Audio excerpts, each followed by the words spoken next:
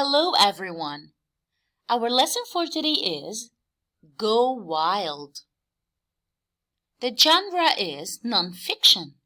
This means that we will read about so many facts and real things in this lesson. This lesson is found on page 58 in the reading book. So, follow along. Animals need food to live and grow, but all animals don't eat the same things.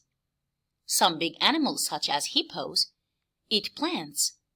A hippo can eat more than 130 pounds of grass. Some small animals eat plants too. A squirrel eats loads of plant seeds. They like nuts and grains. A squirrel can smell a nut and find it, even in the snow. Some animals hunt and eat other animals. First, this big cat runs fast to catch its meal.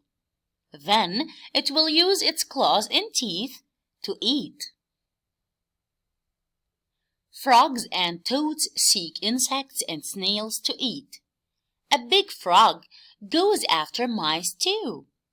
But frogs and toads have no teeth, so they must gulp down their meal. Some animals eat both plants and animals. An ostrich eats seeds and leaves, but it will search all over for insects, snakes, and lizards as well. A painted turtle eats plants, fish, and frogs. This reptile lives in lakes and ponds. It likes the cold water at first, but then it will come up on land to get warm. A bear may start its day by eating plants. Next, it may go fishing in a lake. After that, a bear may go hunting. Then, it may even go to a campsite.